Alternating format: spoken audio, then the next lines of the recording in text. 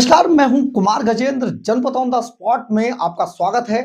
हमारे एक दूसरे social media platform podcast with Kumar Gajendra में भी आपका स्वागत है, जहां आप हमें सुन सकते हैं करीब 30 साल बाद।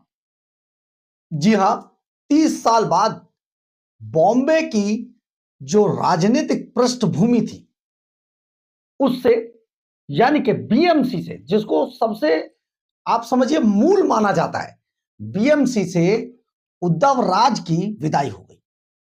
और उद्धव राज की विदाई का मतलब है कि अब बॉम्बे की राजनीति में ठाकरे परिवार खत्म हो गया। स्टेट के अंदर, राज्यों के अंदर जिस तरीके से एक पारिवारिक पार्टियां चला करती थी, उनमें जो उनकी नई पीढ़ी आई, वो अपने जो माता पिता की विरासत थी, पूर्वजों की जो विरासत थी, उसको ठीक से संभाल नहीं पाए। लेकिन सबसे बड़ी बात यह है कि बीएमसी से उद्धव राज की जो विदाई है, क्या इसे कंगना रनावत का श्राप माना जाए? आप याद कीजिए जरा, कंगना रनावत ने उद्धव ठाकरे को श्राप दिया था। और यह श्राप दिया था उस वक्त जब उद्धव ठाकरे की बीएमसी में पकड़ थी, कब्जा था, और उस वक्त उन्होंने कंगना रनावत का जो मकान था उसको तोड़वा दिया था। इसके बाद उन्होंने बड़ा दुखित मन से उद्धव ठाकरे को बद्दुआ दी, और शायद यही कारण है, बिल्कुल यही कहा था, आज तुमने मेरा घर तोड़ा है, मकान तोड़ा है, कल तुम्हारा घमंड टूटेगा। ये नीति का चक्र है, चलेगा, जिस दिन चलेगा उस दिन तुम मिट्टी में मिल जाओगे। एक बार आपको खबर आगे बताते हैं। एक बार पहले आप ये कंगना रनावत का ये बयान जो उन्होंने 2020 में दिया था, ये जरा सुनिए, आपको आगे भी बताते हैं, सुनिए जरा। उद्धव ठाकरे, तुझे क्या लगता है कि तूने फिल्म माफिया के साथ मिलके मेरा घर तोड़ के मुझसे बहुत बड़ा बदला लिया है? आज मेरा घर टूटा है, कल तेरा घमंड टूटेगा। ये वक्त का पहिया है, याद रखना। आपने सुना होगा कंगना रनावत किस दुखित मन से उद्धव ठाकरे को यह बद्दुआ दे रही थी। और यह बद्दुआ 4 साल बाद, 5 साल बाद ये बद्दुआ उन्हें लगी। और अब ठाकरे परिवार का वर्चस्व बॉम्बे में लगभग खत्म हो गया है। और जिसने उनका चुनाव चिन्ह छीना, कभी उनकी ड्योरी पर माथा रगड़ा करता था, उसने चुनाव चिन्ह भी छीन लिया। यानी कि आज उस ठाकरे परिवार की हालत यह हो गई है, जिस ठाकरे परिवार की एक आवाज पर पूरी बॉम्बे बंद हो जाया करती थी, आज वही ठाकरे परिवार एक एक सीट के लिए तरस रहा है, बुरी स्थिति में है। आखिर ऐसा क्या हुआ? दरअसल सारी बातें अगर आपको छोड़ भी दिया जाए तो इसमें 2-3 बड़े बड़े पॉइंट हैं। और ये पॉइंट्स अगर आप सोचेंगे तो आपके जहन में भी होंगे, शायद याद ना आए, लेकिन जब हम याद दिलाएंगे तो आपको ये बात याद आ जाएगी। दरअसल है क्या, मराठी मानुष की मराठी भाषा पर पूरी तरीके से उद्धव और राज फेल हो गए। बॉम्बे के अंदर पिछले दिनों जिस तरीके की तस्वीरें आई, वो तस्वीरें बड़ी भयानक थी। बॉम्बे के अंदर गए किसी भी व्यक्ति को आप रोकें और उससे कहें मराठी बोल के बता, और अगर ना बोल पाए तो उसको सड़कों पर पीटा जाए, ये बॉम्बे कभी बर्दाश्त नहीं करेगी।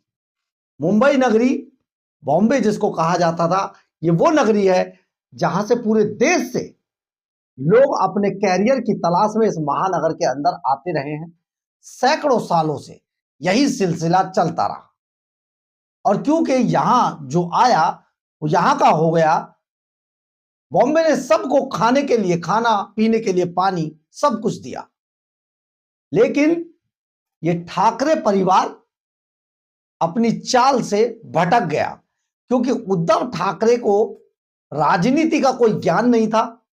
विरासत में मिली राजनीति को उन्होंने मिट्टी में मिलवा दिया। भाषा के नाम पर जिस तरीके से बॉम्बे की सड़कों पर तांडव किया गया, वो किसी मुंबई के सभ्य नागरिक को तो कम से कम बर्दाश्त नहीं था। और ये चोट पड़ी ठाकरे परिवार को। खैर, इससे और आगे बढ़ते हैं। दरअसल है क्या, जो बाला साहेब ठाकरे की पूरी राजनीति जो चली थी वो हिंदुत्व के मुद्दे पर चली थी। हिंदुत्व का मुद्दा बहुत बड़ा था बाला साहेब ठाकरे का, और उन्होंने इसके राह में किसी भी रोड़े को आने नहीं दिया। परंतु जब बाला साहेब ठाकरे नहीं रहे, उसके बाद जब उद्धव ठाकरे आए तो उन्होंने, आपने महाभारत तो देखी होगी ना, तो पुत्र मोह जो होता है, पुत्र मोह में आंखें बंद करके सब कुछ अनदेखा कर दिया। और जो वो हिंदुत्व का जो मुद्दा था वो देखते देखते, ये बात 90 के दशक के बाद की आपको बता रहे, देखते देखते शिवसेना से खिसकता हुआ भारतीय जनता पार्टी के पाले में आ गया और बीजेपी हिंदुत्व की पुरोधा बनी। और ठाकरे परिवार आज एक एक सीट के लिए तरस रहा है, क्योंकि जिनके हाथों में ये कमान आई उनके हाथ उतने मजबूत नहीं थे कि उस लगाम को, उस कमान को संभाल पाते। खैर, आगे बढ़ते हैं। ये जिस तरीके का पूरा खेल हुआ है, उद्धव ठाकरे ने जिस तरीके से बॉम्बे के अंदर ये अति उठाने की कोशिश की, एक भाषा को हथियार बनाया, लोगों के साथ जिस तरीके से पेश आए, एमएनएस के लोग हों, चाहे ठाकरे परिवार के लोग हों, चाहे ठाकरे की पार्टी के लोग हों, वो सचमुच बॉम्बे वालों को पसंद नहीं आया। और पसंद नहीं आया ठाकरे परिवार का अब का एक्ट, क्योंकि पुत्र मोह कहीं पर भी रहा हो बहुत ही बुरा रहा है। हम आपको बता दें कि आज जब बॉम्बे में बीएमसी के चुनाव हुए हैं तो उनमें स्थिति क्या हो गई है। बीजेपी अपने अकेले दम पर, देखिए यहां पर बीएमसी की कुल मिला के 227 सीटें हैं और मेयर बनाने के लिए 114 सीटों का होना जरूरी है। यहां पर बीजेपी अपने दम पे 86 सीटें ले गई है।